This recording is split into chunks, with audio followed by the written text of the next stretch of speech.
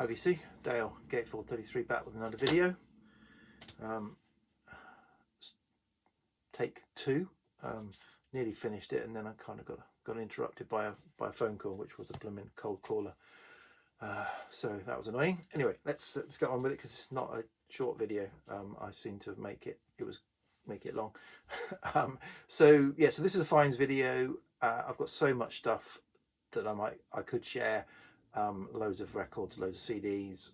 So I thought I'd just try and get into it.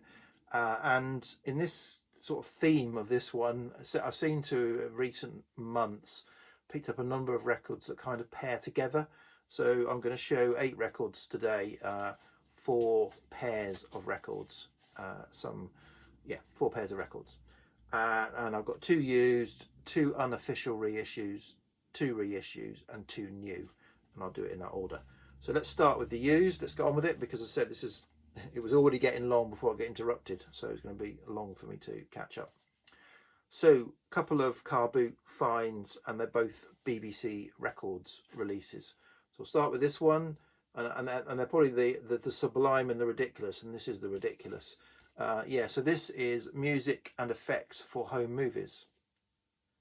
Yeah, so what's this? So this is aimed at 1971, aimed at the traveller who's gone off on their hols, their holidays, and with their 8mm or 16mm camera, taken some footage of their holiday, comes back and wants to play it back to their friends after their 1970s dinner party, and they want to add some sound to it. And so what this is by Sylvia and Bernard Brewer. I think are sort of, I don't know, academics or sort of aficionados of world and music, and they've pulled this together, and it's got some instructions about preparing a soundtrack to a movie, but I don't know what they would have done, whether they had to transfer it to cassette or multi-track tape, or try to get it onto the film. I don't know what they've done, but it feels like a right palaver to me in this age.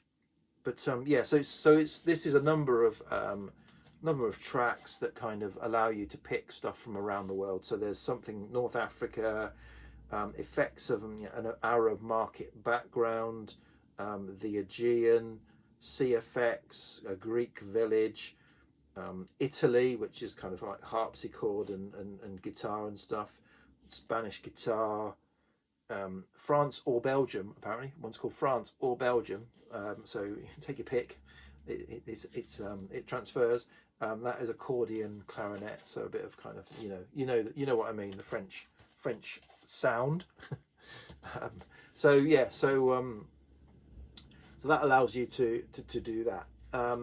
More interestingly, and certainly much more exciting for me, was to find this at a boot sale a few months ago, and that is this BBC Records album, which is Fourth Dimension and Other Synthesizer Music from the BBC Radiophonic Workshop.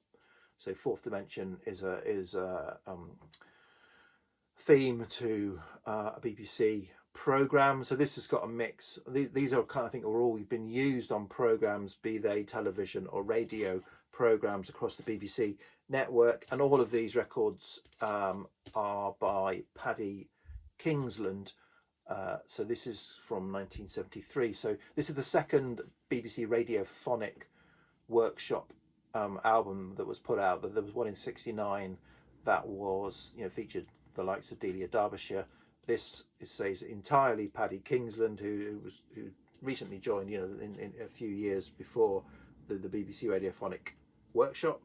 And I do have this. I've got this on CD. I've got a 6 CD box of BBC Radiophonic Workshop materials, which is fantastic. So I was familiar with the music, but to find a really lovely, clean copy of this on BBC Records. In fact, this one of the best things about this, it has got quite a nice logo on it there. I like that. Sorry, I should have. I think doing this second time I didn't know what I was doing. Yeah, so really good. This is 12 tracks. It's only about 30 minutes, so you know it's good. It's actually okay to sit down and listen to as a record from front to back. 12 tracks, so sort of 2-3 minute songs and or tracks, you know, instrumental, quite upbeat, sort of synth and orchestrated, quite upbeat sort of theme tunes to songs, particularly for the first side. It's a bit more mellow and a little bit more kind of somber in some of the ones on the second side, on side B. But overall, really happy to find this, and a really great listen for someone like me who likes that sort of stuff. And so related to that, I'll just show. I was listening to, I think I've forgotten. I think it was a podcast or you know a BBC Sounds of Stuart Maconie's Freak Zone, where he was doing theming it around BBC, and he interviewed this author. If it wasn't that, it would have been Radcliffe and Maconie's you know early morning weekend show on Six Music. It was one of those two anyway. And they were interviewing, or Stuart Maconie was talking to this guy Tim Worthington, who has put out a couple of books, and he was talking to about this new book that's just come out. But he's put out Top of the Box and Top of the Box 2. So I bought, on sort of hearing the interview, I went on and bought them both. They're available on Lulu, so you can get them fairly easily. And yeah, this Top of the Box, which I haven't looked at particularly much yet, is he's catalogued all of the BBC 7-inch singles and has given a little explanation of each of them. And the one I was more interested in, Volume 2, is all of the BBC record label albums, and sort of started to work my way through it. So he gives a little description about what some of them are fairly self-obvious. If it says, you know, narrow boats, voices, songs, and sounds of the canals, that's what it is. Or Leeds International Piano Forte Competition, you know, that's what it is. But some of them need a little bit of explanation, and so I'm going through trying to find the ones that you know might have a bit of a interesting angle to them, to see if they're worth looking out for at car boot sales. As I'm going through, I'm putting them on a little index card. So you know, so already, for example, there's a couple of John Peel show ones that might be of interest, and probably most interest, you know, come across this Rec 35, just the title, got me, Dungeon Folk 1969. So I thought, yep. So yeah, so I'm picking up. So I only just started going through it. I'm picking up some ideas for records to look out for, probably only at car boot sales and charity shops, stuff like that. I'm not going to be going on to Discogs and building a collection of BBC record labels, or at least not at the moment anyway. We'll see how it goes. Okay, that is the 2 used. 2 unofficial reissues. So there's a couple. These are both albums by the same artist, and it's Mark Lanegan, or sorry, Isabel Campbell and Mark Lanegan. So Isabel Campbell, who was a Scottish singer and musician, was in Belle and Sebastian from the sort of early days for several years, sort of 5 or 6 years, and did some vocals and cello, and she's got quite a kind of, I don't know, girl-like, childlike, twee pop vocals. And Mark Lanegan obviously has got quite a gruff, gravelly vocal, and their voices meld beautifully, I think, in these 2 albums. I got both of these on CD on release, and you know, these are 2 albums that I would love to have on vinyl. I have. Original. I was looking into getting originals, but they go for, you know, over £100 each, and I understand the pressings aren't brilliant. So when I saw these so a couple of months ago, or maybe 5-6 weeks ago, was going to meet my son and his family for lunch one Saturday, and it was lovely, sunny day, and my son lives in Chichester down on the south coast. So my wife and I decided we won't head down there around lunchtime because we'll get stuck in weekend traffic. As it's a nice day, we'll go down early, have a wander around Chichester, and then we'll be kind of near to where they are. We can just then meet them for lunch more easily. And you know, my wife's going to have a wander around the shops, and I was going to go and have a look at the record shops in Chichester. But kind of on my way to the record shop, the first one, I came across a building along the high street, and it had Record Fair outside. So, oh, didn't know about that, and so changed my plans. Went to the Record Fair, and it wasn't the circuit of record fairs that I go to. So it was different vendors, and so that was good. But I didn't find a great deal, to be honest. I got about 5 or 6 records, I think. But somebody who had new records was going through new sealed stuff normally, but I found these. They're about £20 each. I knew what they were, so I knew they were unofficial. I've seen them appearing on eBay, and some people I think have been a little bit dodgy and trying to pass them off as originals and charging sort of high-ish prices for them. But yeah, I was happy because I thought, you know, the artwork looks pretty decent actually. It's not a bad rendering. I thought, you know, they don't look too bad as unofficial. They sound okay. This one plays really well. This one's a little bit crackly, but it was a bit dirty and dusty when I opened it. So yeah, but they'll do until the official reissues. I've heard a rumour that there might be an official reissue of this one, but yeah, fantastic records, and really happy to have them. I did that better on the first take, I must admit, but never mind. Okay, next up is a reissue, an official reissue of an album that I've also been waiting for, desperate to be reissued because I only have it on CD. And this is by one of my favourite neo-psych artists, Sound Carriers.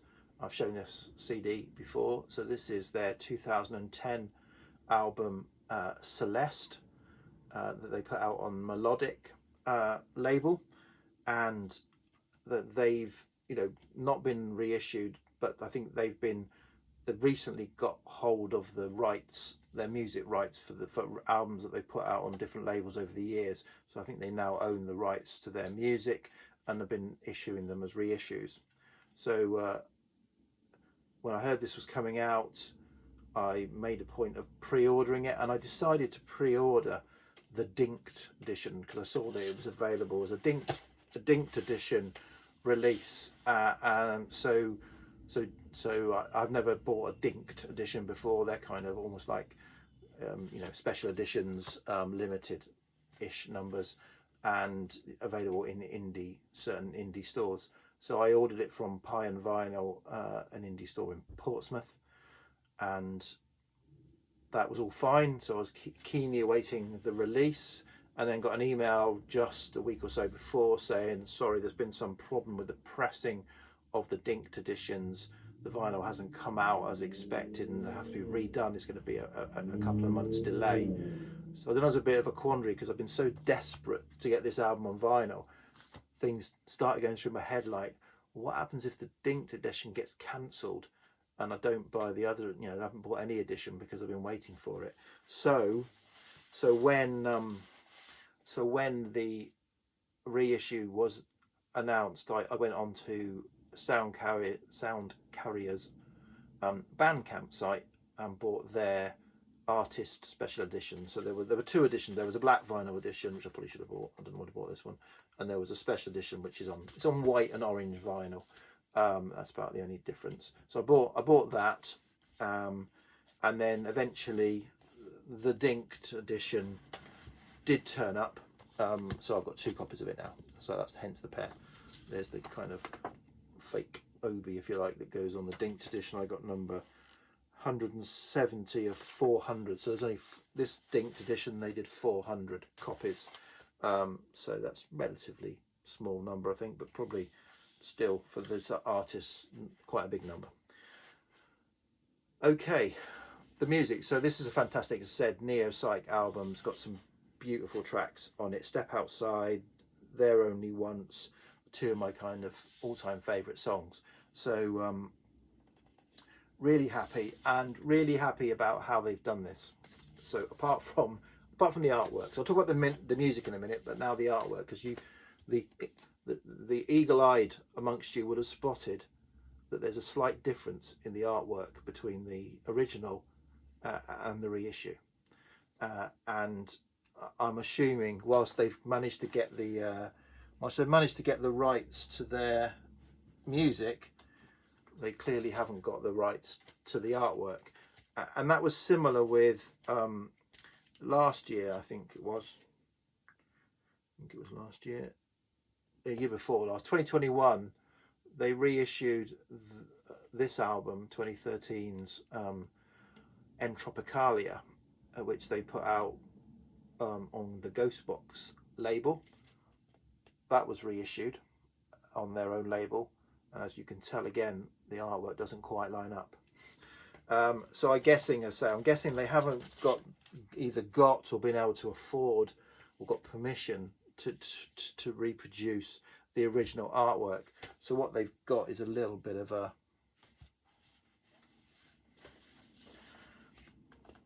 theme, and that theme is around Robert Holcomb's Biological Camouflage series from 1978, which I'm assuming that's what these are, with some photographs by Wayne Burroughs from 2013, and I think it's trying to show biological camouflage sort of in a camouflage setting, sort of. Anyway, so there's a bit of an art concept going on there. So, and just for completeness, I'm all over the place here. I'm all over the place. The Dinked edition that I waited so long for was because it was on some yellow in clear, and I think the yellow had gone all over the place, and it was all over the place and looked ugly. So anyway, that's what I waited for in the Dinked edition. However, the music is, I think, the right way to do a reissue when a reissue requires a double album. So the album itself is 54 minutes long, which is an awkward length. It's too long for a single piece of vinyl, but probably too short for a double, 2 pieces of vinyl. But they have released it as a double album, and they haven't done what often happens, is either let's put like 12-13 minutes on each side and spread it over 4 sides at 33 RPM, or even worse, or even, let's put 12 or 13 minutes on each side and spread it out over 45 RPM, or let's put it over 3 sides and stick an etching on side 4, or let's put it over 3 sides and just leave side 4 blank. They haven't done that. What they've done is they've done it over 3 sides, and then on side 4 it's got 3 instrumental versions and a couple of alternate mixes for songs that are on the album. So you get a full double album's worth of music, about 19 minutes a side for 4 sides. So I think that's pretty good, the right way to do a reissue when you're in that quandary of having a 50-odd minute album, because it came from the CD age where you had 80 minutes to play with, and some artists played with that 80 minutes. Okay, where are we? Nearly 19 minutes. Okay, last pair, and these are new releases, and these are 2 albums put out by the same artist on the same day, and one of my favourite neo-psych artists, and that is The Coral, and so from Liverpool area anyway, so they put out The Sea of Mirrors and Holy Joe's Coral Island Medicine Show on the same day. This is a proper new album, and this is almost a continuation of their previous album, Coral Island. So Coral Island, so I'll talk about this one first. Coral Island, I said their previous album was sort of a concept album around an amusement park in the sort of northwest, obviously near where they lived, fictional, on Coral Island, a kind of slightly tired, slightly dated, slightly seedy. You know, the life around an amusement park at a British seaside resort, and it was a double album, concept album. What this is Holy Joe's Coral Island Medicine Show is a concept of a late night, you know, graveyard shift radio show by a kind of gravelly old DJ, sort of at Coral Island's sort of radio, and you know, he's talked about some of the sort of darker goings-ons, or kind of around sort of some of the shadier sides of it. So it's music, songs, really good songs, actually, really strong songs. I prefer this probably to this at the moment. I played them both two or three times, probably 3 times each, and I prefer this. So what it is, and this was on the original album, was the Skelly brothers, or Skelly relatives that are part of Coral, their grandfather, who is, I think, an actor or performer, he did some spoken interludes on the Coral Island album, and here he is the DJ, their grandfather, who kind of puts these little kind of bits between the tracks. Yeah, so it works really well, and really enjoyed it, and so the songs on here are very strong. So that's that. And then this is also a Dinked edition. I bought another Dinked edition. I don't intend to make it a massive habit, but so this came again with the fake Obi. This is a 1500, so I guess the Coral a bit more bigger, more popular band. 1500, and it's on the Dinked is on a splatter vinyl. And yeah, reading the kind of the preamble and the reviews on this, it's been talked about as the Coral do spaghetti western, and that kind of style. And to be honest, I don't hear it. It sounds like I guess a bit more of a mellow Coral album, one of their mellow ones, rather than one of their more sort of jangly, garagey, psyche ones. Yeah, I don't hear the spaghetti western links, but I'll obviously give it a few more listens, because I actually really like it. So both albums I think are really strong, and you know, these are like their, I don't know, 11th and 12th albums, and they continue to put out strong material. Also, as part of the Dinked edition, it came with a bonus 7-inch as well, so that was nice. But yeah, very, very strong albums. If you like the Coral, then you know you're not gonna have a problem with either of those albums. Okay, 23 minutes, blimey. So much more to show, but yeah, that'll do for today. Yeah, cheers VC, bye.